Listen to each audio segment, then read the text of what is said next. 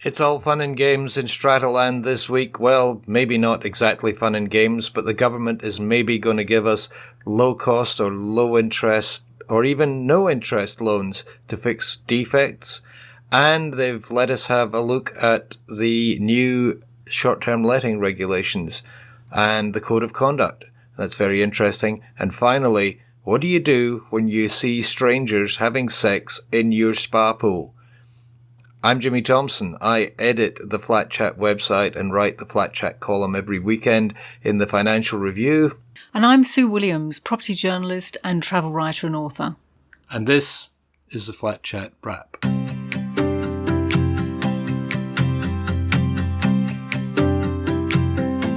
So, the building commissioner says that people with defects should get low or no interest loans.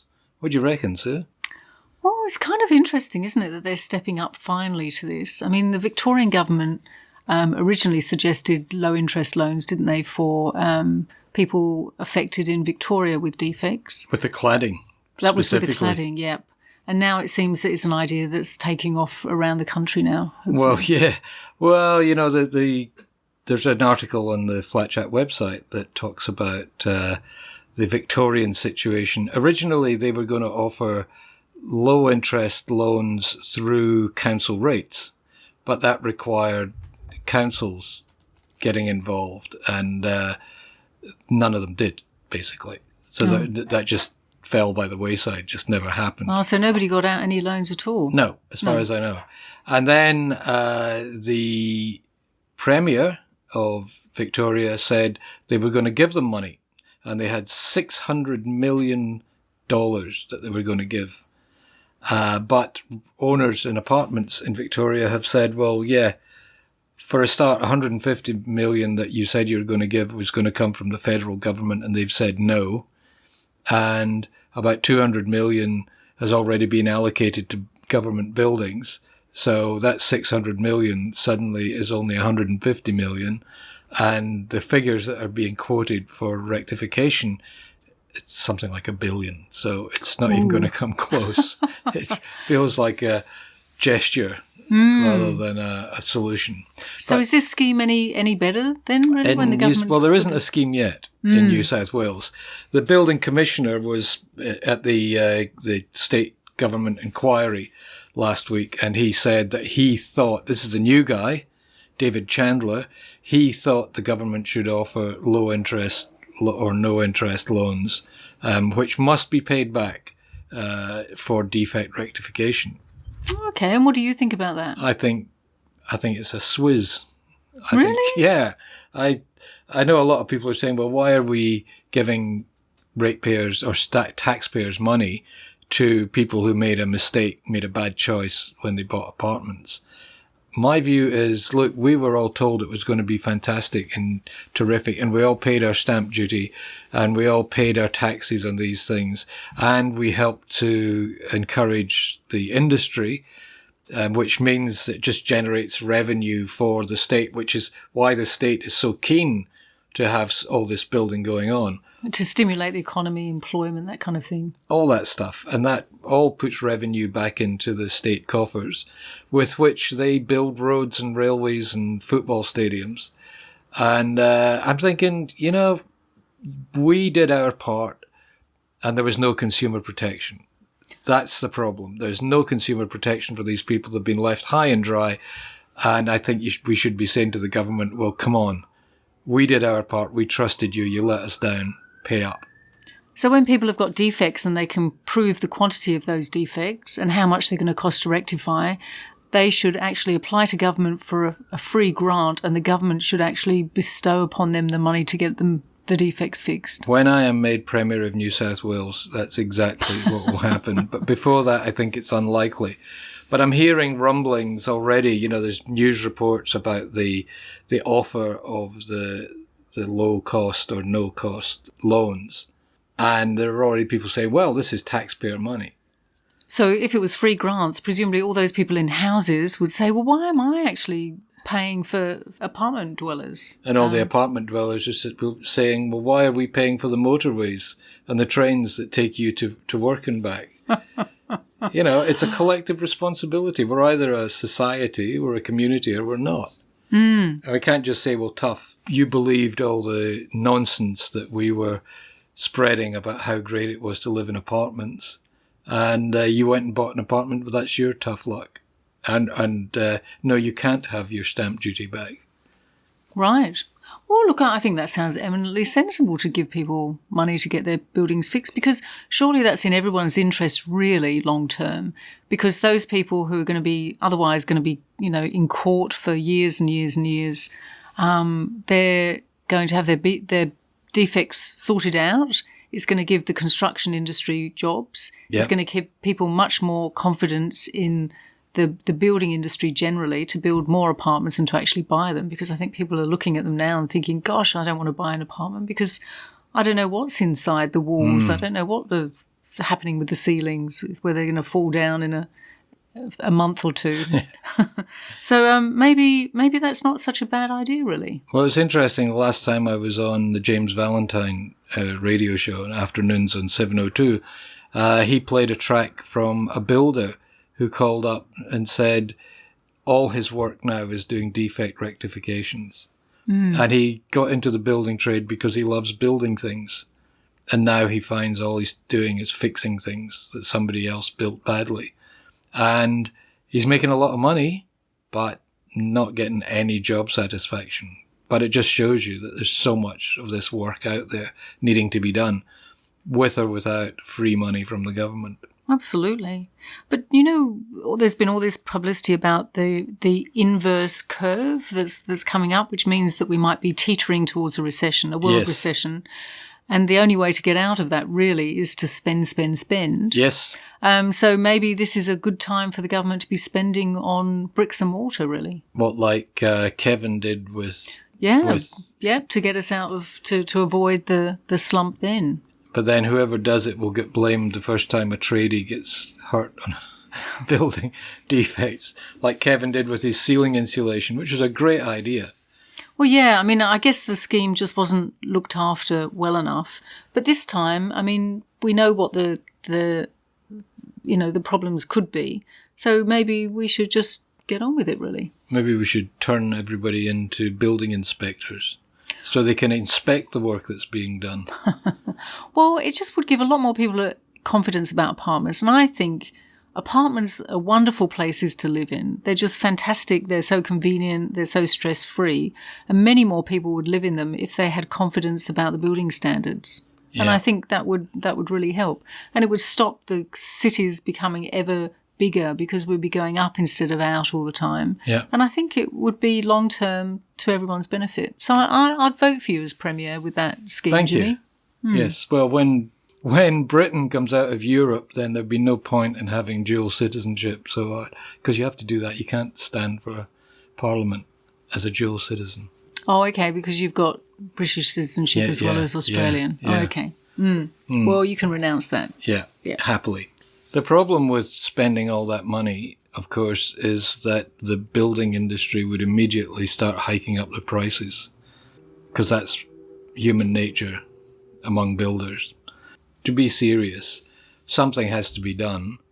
They're talking about tightening up building codes, and actually not so much changing the building codes as getting people to observe them and getting certifiers to actually check stuff rather than just tick boxes. By the time you hear this podcast, there will have been an episode of Four Corners on ABC, which you can still catch on iView, where they're talking about the whole thing. And one of the researchers who's done a lot of research for the government on building defects, they asked her, would you buy an apartment? Would you buy a new apartment? And what did she say? I wouldn't buy a brand new apartment. No, she said, I would not buy a new apartment that's been built in the past 20 years. 20 years? That's a long time. But the significance of that is 1998 is when New South Wales introduced self-certification. And from that point on, buildings that had been properly checked by local council certifiers were suddenly being checked by the developer's own choice of certifiers. Right. And that's why anything built in the last 20 years, they're not all defective, but you would want to double check before you bought.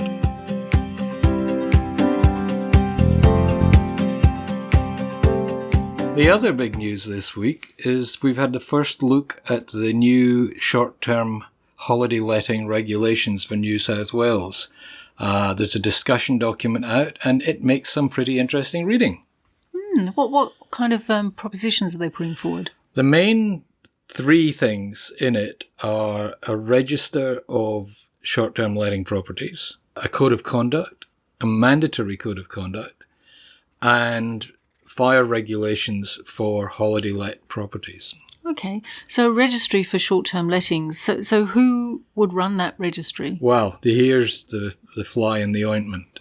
The government is suggesting the best people to run it are the short-term letting industry people, which has been described to me as putting Dracula in charge of the blood bank. Right.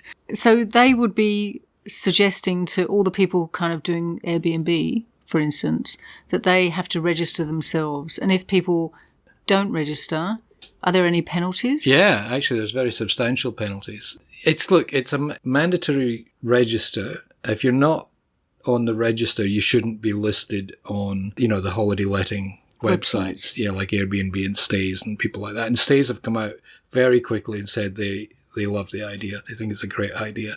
Airbnb, I haven't heard yet what they think. They're traditionally against registers because they can have a devastating effect on their listings. I mean, last year, Japan introduced a register for Airbnb and all holiday letting, and the listings dropped by 80%. Wow, that's a huge number. Now, they're starting to come back, from what I read, but people had to go to their local council offices, say, I'm putting my apartment on holiday letting website. Can I have a serial number? And Airbnb and the other providers had said they wouldn't list anything that didn't have a serial number. So it may have been a case of people not taking it seriously, or I'm sure there's a lot of people who weren't allowed to let their properties in their buildings. And I'm sure a lot of people had been doing it and hadn't been paying tax. Oh, so they were kind of doing it quietly under the counter, really. Yeah. And then suddenly, when they had to come out into the light and actually get a serial number and register their home, that was the cut-off point. Yeah, and a lot of them may have found ways around that. I do think a lot of them just never got round to it, and then were shocked to find that their listings were no longer appearing on the website because, the online agencies like Airbnb did the right thing. They were told if you don't have a serial number, you can't list the property. Okay, so are people like Airbnb in favour of this? You said Stayz are in favour, but... Well, I'm trying to get a hold of Airbnb as we speak. The emails are out there, but I suspect that they will be, because things are changing in the holiday let market. Everybody's got the Airbnb thing and the Stayz thing, where you just take a couple of pictures of your property and stick it online and see what happens. But now there's all these little niche websites coming up. I think there's one for the gay community, especially, which should make sense. And these little websites aren't as obvious as Airbnb and Stayz. So I'm sure there are people in both of those organizations who are thinking, we didn't want to be registered before, but we want to be registered now because we want all these other people to have to register. And they're really flying under the radar. So if I wanted to put my home on a short-term lease website, and I didn't want to have it registered, I'd just go on to one of the little quiet ones, like one that is for homes with pets and things like that, a specialist one. Okay, so now the big players in the market want to mop up those other ones. They want to make sure they don't have a disadvantage, compared to those. It's interesting that the proposal suggests that the registry shouldn't be available to the public because of privacy issues, but it should be available to local councils, government, the industry. So that means owners' corporations? Yeah. So if you're an owners' corporation, you can check which ones are in your building? Well, that's hinted at as being a possibility at the moment. So I think the Owners Corporation Network and people like that are going to have to get in there and say, no, this is essential. We need to be able to check if there are short-term lets in our building and if those short-term lets are properly registered.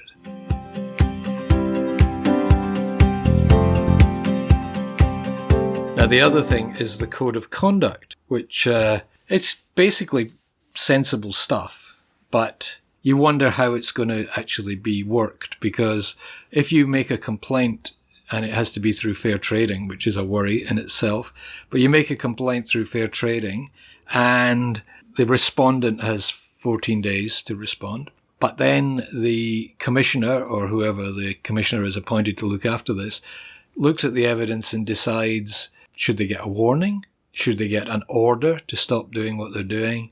Should they have a strike recorded against them? And a strike can be recorded against an owner, a property, or a guest.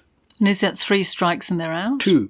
Oh, 2. Okay. Then 2 strikes in 2 years means, and it's according to the proposal, it's a mandatory ban of 5 years, either for the guest, the host, or the property, or the host and the property. So obviously, because people could switch things around by changing the name on the lease and all the rest of it. Oh, and that would be run by fair trading? Yeah, that's the worrying part, really. Well, they've been shown to be very pro short-term letting in the past, like giving out information that you couldn't, erroneous information, I have to say, that you couldn't have a bylaw banning Airbnb in your building. You'll not find that on their website anymore, but people were phoning up and saying, my building's put a bylaw banning short-term letting, and they were telling people, no, that's illegal, they can't do it, which was wrong. Just totally wrong. And you wonder why they were so enthusiastically supporting short-term letting. And the reason is because the government of the day were enthusiastically supporting it until they realised it was deeply unpopular in certain quarters. Yeah. And the third strand to these changes that are being discussed is kind of very interesting, the fire regulations. Fire regulations are... I don't know. I don't know how expensive this is going to be for people. I think it's going to put a lot of tentative short-term letting hosts completely off the market. Because let's just take apartments, because that's what we're talking about. In an apartment, you've got to have a smoke alarm in every bedroom. You've got to have a smoke alarm in just for our listeners, Sue is now looking around to see if there's smoke alarms in this room. And there isn't. You've got to have a smoke alarm in every bedroom. You've got to have a smoke alarm in the corridors leading to the bedroom. You've got to have a heat sensor in your kitchen. You've got to have all of those things wired together. And you have to have a sign on the back of the door telling people how to get out of that room and how to get out of that apartment. Like a hotel has. Like a hotel. A map. Fire emergency map, which would be quite expensive to produce. Really? Well, if you're producing 200 maps for a hotel, you get one drawn and you replicate it 200 times. But if you're producing a map for each room in an individual apartment... Wow, I never thought of that. So that could be quite a significant expense. But as well, I mean, I live in quite a new apartment building. I don't have smoke detectors in every bedroom. No. I have a smoke alarm in a hallway, but certainly... And you don't have a heat detector in your kitchen either. No. So that could be really expensive to install. Well, especially when they have to be integrated. And there also has to be emergency lighting. Like on a plane. Yeah. Or I was thinking in a proper bed and breakfast. Oh, I see. Or a hotel. I was thinking of someone standing there saying, just follow these lights to the exit.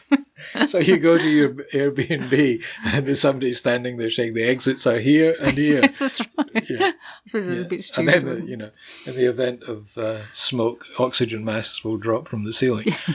So I guess that could be so expensive it could put people off actually doing Airbnb, because presumably that would be quite easy to check on, because always in apartments, every year you have fire regulation. Yep. People come round and actually check that your fire alarms are working and functioning and everything's going okay. Yeah. So those people have the right to come into your apartment, don't they? Yes.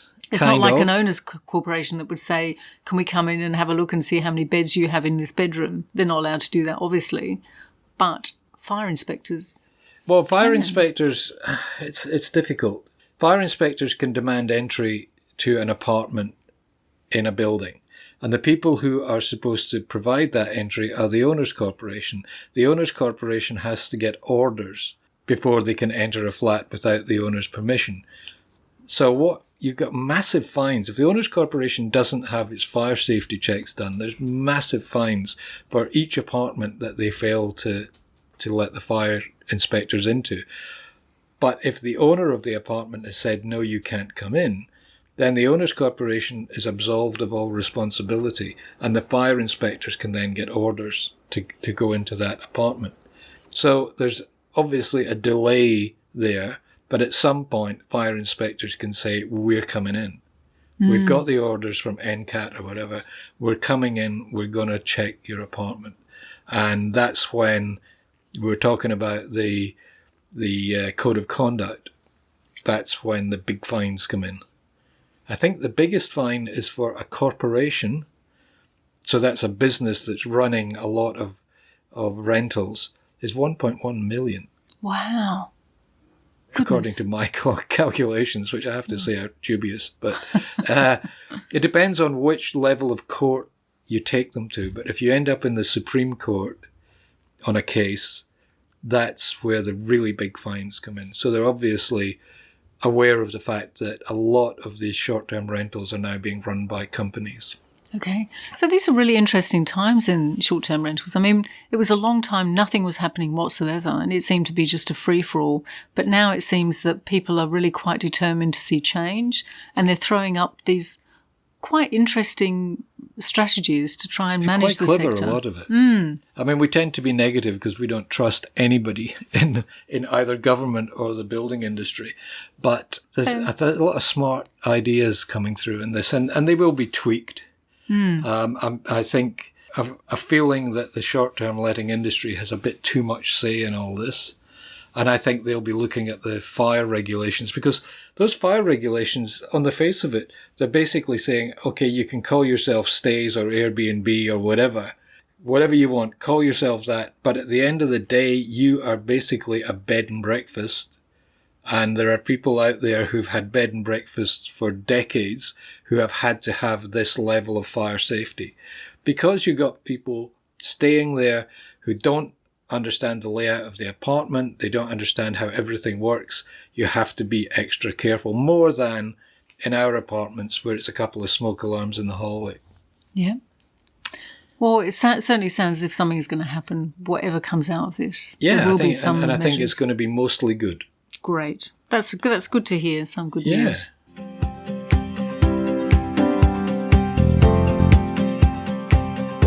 And we're back. And Sue, you've got this week's funny story. Well, yes, a friend of mine was, she had a call from a neighbour the other day, and the neighbour said, can you see the spa from your apartment? Is this a communal spa? Yes, a communal shared spa. There's a pool there, and in kind of like a courtyard in the middle of the complex, and also a spa. And so my friend said, oh, yeah, I'll just have a look. So she looked out, and there was a couple having sex in the spa. Oh, my God. So her neighbour said, look, we've got to go and stop them. This isn't right. There are kids around, we shouldn't be allowing this kind of thing. So the two of them strode to the spa, and the couple were there naked and in the middle in flagrante. Flagrante delicto. Yes, that's right. And so they coughed, and I think they were kind of ignored. And then they said, excuse me, I'm afraid you can't do this kind of thing in our spa. So the couple stopped, and they realised, they saw them, they was absolutely naked. And they said, you're going to have to get out of the spa now. So they turned their backs so the couple could get out and put their towels around them.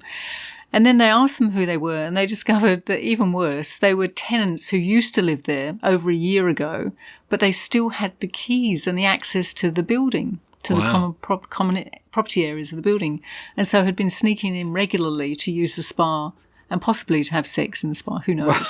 But if you're going to have sex in a spa, have it in someone else's. Yes, that's my rule. Let them deal with the consequences. Yeah.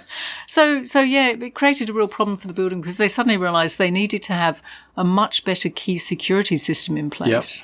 Yep. Because, who knows how many other tenants were using the spa and the pool who weren't meant to be there either. And that's a terrible security issue, really. Well, that's the reason a lot of buildings are moving, first of all, to the electronic fob security, because you can cancel an electronic fob. You can't do that with a metal key. And now some of them are moving even further. They're going into fingerprint recognition and iris. Iris. Yeah. Yep.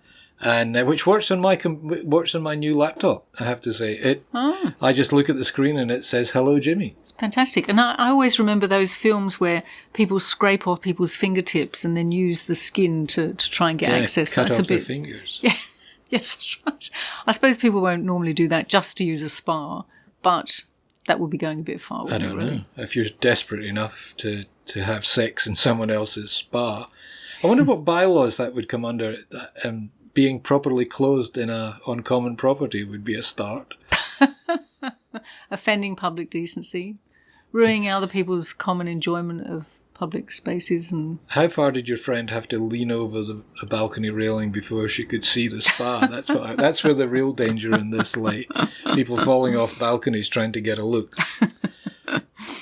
Well, that's been great, Sue. That's very entertaining. It's all over so quickly. Thank you so much for coming in again. You've been away and now you're back, and you're back in the flat chat rap way of thinking. Well, yeah, because I actually went to the Balkans, and it was really interesting because there you've got some of the most beautiful, fabulous apartment buildings, you know, the great Art Deco buildings, really glamorous, because obviously people in Europe were living in apartments way before us, and they kind of took huge pride in it. And then you've got all these massive buildings which were built by the Russians after the Second World War, when the Russians came in and liberated a number of these countries from the Nazis, but then actually imposed their own communist regime. And these buildings were all, you know, real brutalist architecture. They're really ugly buildings. And they're kind of known colloquially by the locals as commie condos. But they're kind of cheap, and they're still there, and they're standing up, and they don't... Well, they actually look a bit worse for wear, but they're probably not falling down like some of our buildings. So it was really interesting seeing this amazing array of buildings all over the Balkans. You know, yeah, because some of the older buildings are just stunning, aren't they? Oh, in Budapest, like in Hungary, just incredibly. You know, you kind of think, oh, is that a church? Is that a monastery? Oh, no, it's an apartment building. Right. So, and some of the most expensive housing in Budapest is actually penthouses of apartments, much more than individual houses. Right. So it was a fascinating study of apartments overseas. So I should put it on my tax, I think. I think, let's hope nobody from the tax department's listening. But it is sad, isn't it? We travel overseas and we find ourselves taking photographs of the most mundane looking buildings. I mean, I as you know, I go to Vietnam quite often, and it always amazes me. You see these apartment blocks with advertising hoardings over the windows. Like they've rented the apartments out to people. They haven't said to them, oh, by the way, your window will be blocked by a poster advertising cigarettes or something like that. But yeah, one of my favourite photos though was from Fiji, when I found a yacht, and I think I sent you a copy of the photo, and the yacht was called the Flat Chat. Right. And I thought, he's got a yacht. This business is so lucrative. He's now actually got homes overseas and a yacht to visit them in. We've got our own yacht. Talking about brutalist architecture, the Sirius, what's happening with that? I know it's empty now, so it's not getting pulled down. It's a work of art. Apparently a lot of Russians want to move in. They think it looks really nice. And a final word on the keys just occurred to me. One of the offences under the Code of Conduct is hanging on to your keys for your short-term let apartment. Oh, really? Yeah. So that's something that they can come out. You'll get a strike against your name for that, I'm sure. All right, Sue, thank you so much again. Thank you so much for coming in, and we'll talk to you again soon. Fantastic. Thanks, Jimmy.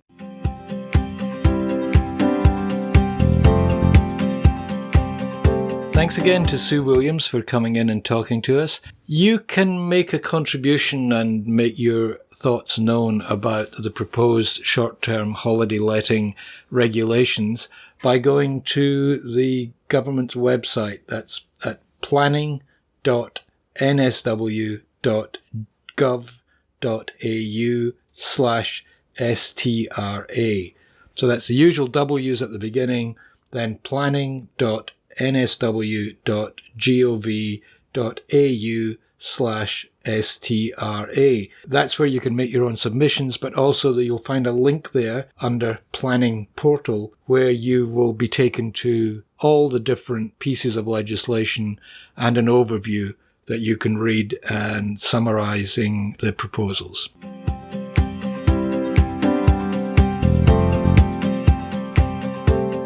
If you enjoy these podcasts, please subscribe through whatever service you get them, and they'll arrive automatically on whatever device you listen to them on.